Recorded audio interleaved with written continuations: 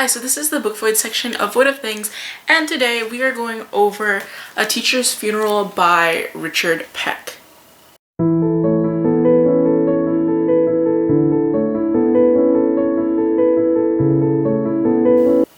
So this is a comedy novel. It's fun to read. It's about basically these four kids, Russell and his friends, and their teacher dies in August right before school is about to start. But unluckily for them, a new teacher comes in, and she's even harder for them to mess with than their old teacher, which kind of irritates them. So once again, this is a comedy novel. It's just something if you're feeling down, it's just something amusing to read, just a nice kind of relaxing novel. It's not an action-packed adventure. It doesn't really have like a mission or a goal. It's kind of just a fun little novel to just take your mind off the world. This appeals to the childhood feeling of hating school and wanting to do absolutely everything to get out of it. And that's basically what the main character and his little brother do the entire book. They do anything to get out of school. They hate school. They thought their teacher was dead, so they thought there was going to be no school, and unfortunately for them, they have to go to school, and this really irritates them. And this is a feeling that a lot of people remember. School was something that not everyone, like someone sometime during their school or academic career has felt the feeling of wanting to get out of school, not wanting to go to school. So it's very nostalgic. This book kind of reminds us of the carelessness and the freedom of childhood. It reminds us that one is not bound by responsibilities and society's standards, and they can feel whatever they want to feel. This book is about the small joys of childhood. One of the quotes on here from this edition, it's page 138, and it says, "These were the perfect moments, and they passed." And basically this kind of alludes to the idea that this book is all about childhood. It's about these perfect little moments that we grew up with, that we enjoyed.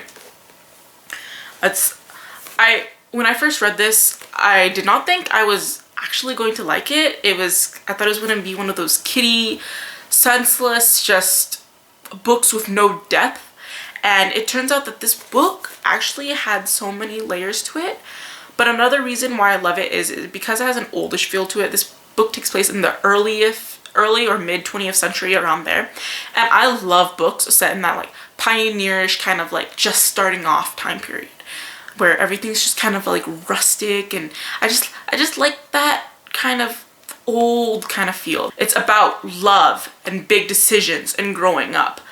It highlights the idea of home, and it highlights the idea of when you're a kid, you have dreams to leave home, to move out, essentially, to start somewhere new, to explore. And it's about slowly learning that home is where you're meant to be. It's the place that you feel most comfortable. It's about going places.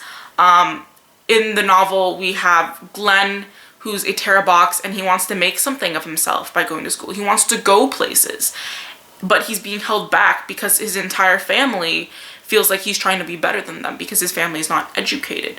So essentially the idea of going places is to make something better of your life. And so this book is about kind of going places, essentially, to be someone better.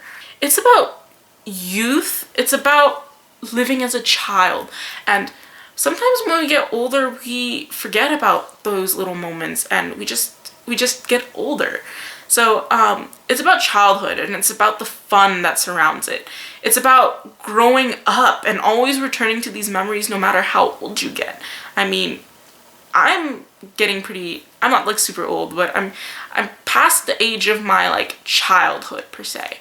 But whenever I'm at family gatherings and I'm with my cousins, we still talk about the little things that we did when we were 5, or when we were running around the house as little children trying to play house.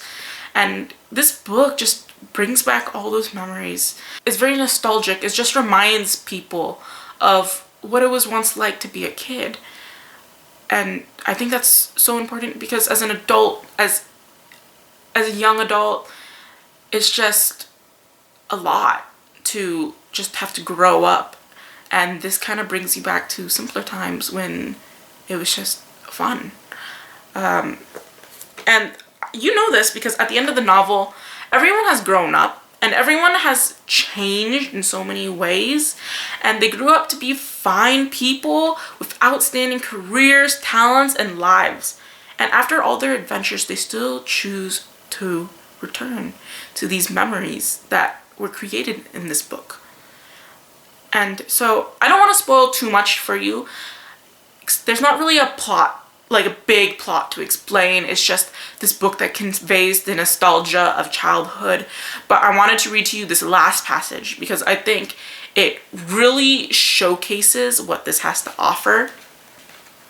And so the last passage writes, "After we were all married, we went back to the Sycamore Township a great deal, especially in the fall of the year when the particular world turns gold. We'd get together to laugh and live over the old days when we and the 20th century were young." And there's more that continues after that. There's like one more sentence, but that kind of gives a little bit away of what happens in the story, so I just wanted to omit that part. But essentially this entire novel is about youth, and it's about reliving that youth, and it's about just when I read it, I feel young again. I feel like a little kid, just not worrying about the future, not worrying about the big things. I just feel like a kid just living life, just not understanding and just looking at the joys of life.